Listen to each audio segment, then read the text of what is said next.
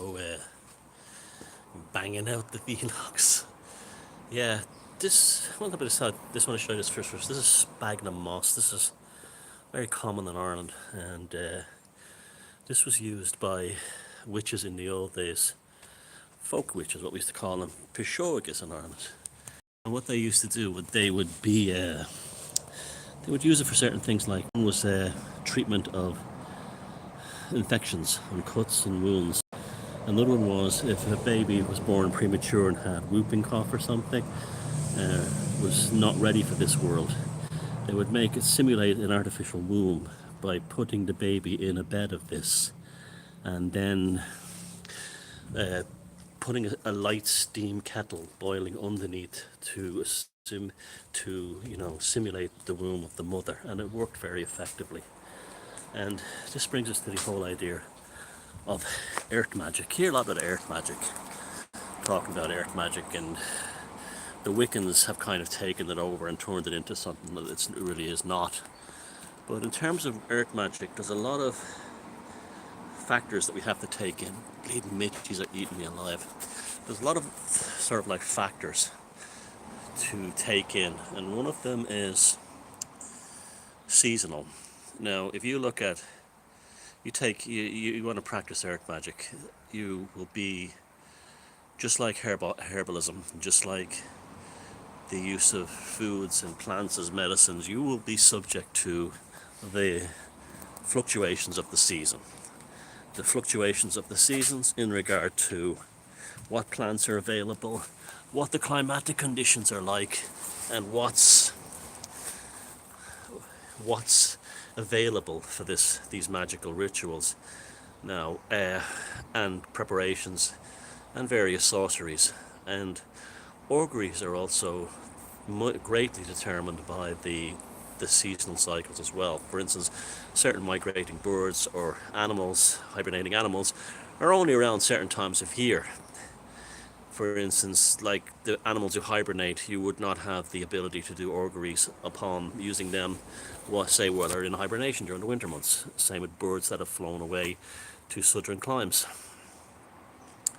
Regarding the seasonal aspects, when you think about it, it really makes a lot of sense, right? You have, say, you have springtime, right? Now, springtime would be the time of new growth and restoration.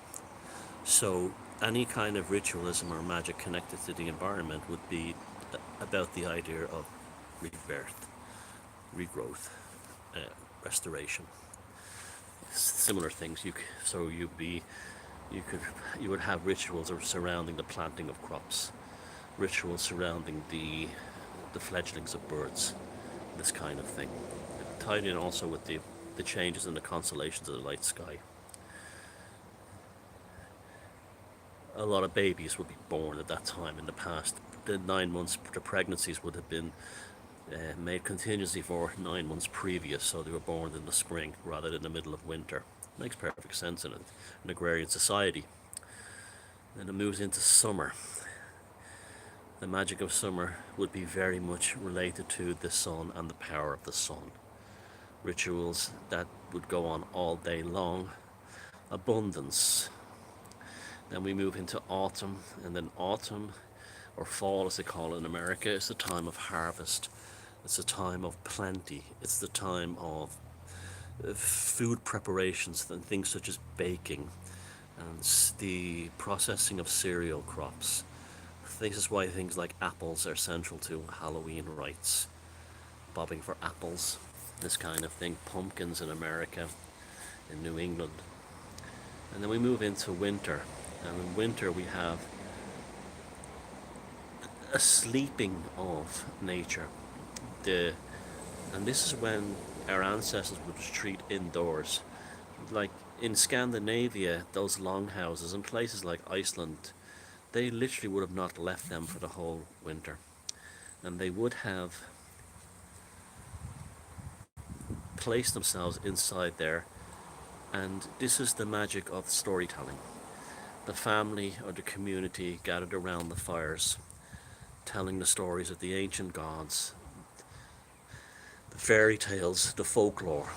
And this is a fertilization of the mind rather than a fertilizer. As the land sleeps, the mind awakens. One can only imagine the kind of dreams that hibernating animals have while they're asleep for so long over the winter months. No one ever thinks about that.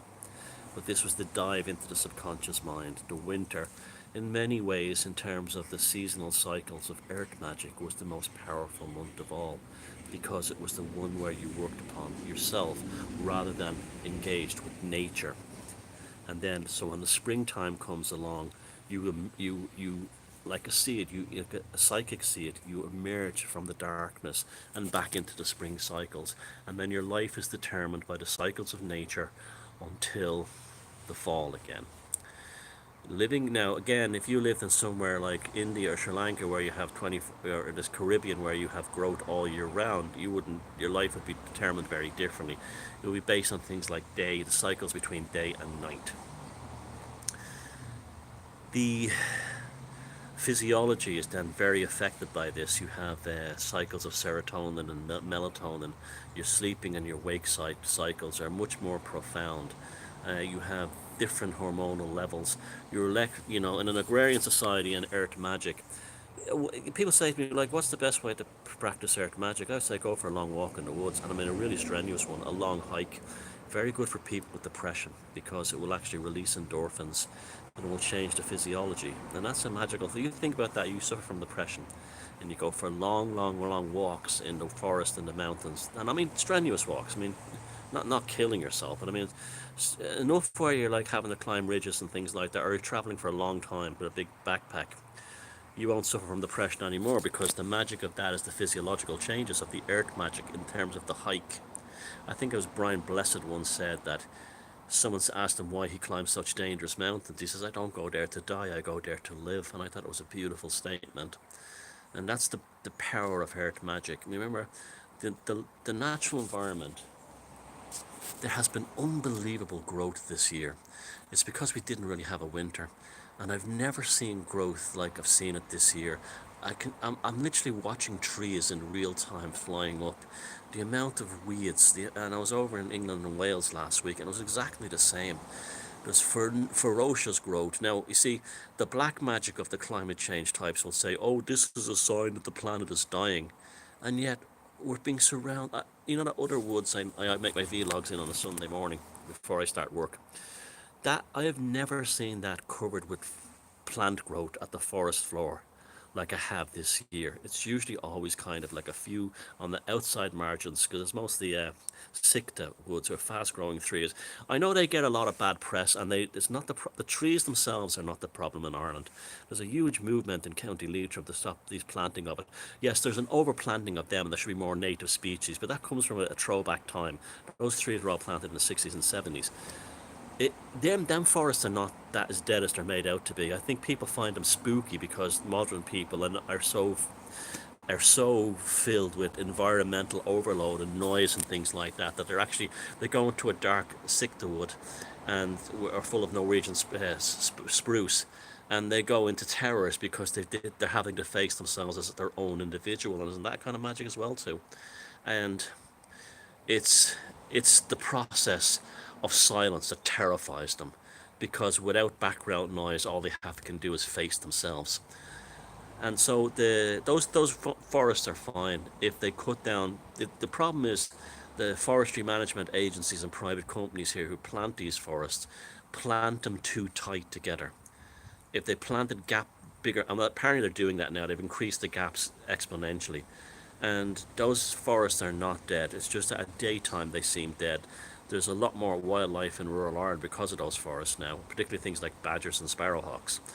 And so that it's not this great horror that it's been made out to be. And yes, they do look ugly when they're planted in squares. I hate all that. And they do when they're early tight. It looks just like compacted. But the one that you see me do my Sunday morning vlogs in at work, that one, there's big gaps between the trees, and the place is teeming with wildlife, teeming. And it's the same species of tree. The only difference is they're not planted together like this, they're planted like that. So there's room for light and animals and birds and so on to move between them, and seeds to blow in. And This is this is like monoculture. This is the idea of understanding and the environment, that even if you do plant a woods, you plant them sympathetically. Now when those woods are cut down, they look absolutely horrible for a few months, and the land is often highly acidic. If you read my book Sorcery, you'll know that I performed the ritual where I burnt down half a mountain of felled trees. And if you saw that place now, it is teeming with life. And they've actually gone in there and planted native species. And it's a huge difference. It's a huge improvement on what was there. And so this is the idea of earth magic. The Wiccans have taken it over and have you believe they have to dress up in all these cosplay things and do dances over fires. It's not. It's engaging with the natural world in accordance with the cycles and seeing what the natural world can give to you, what you can take from it. If you're suffering from depression and you go for a long hike in the mountains and you feel better at the end of it, that's magic.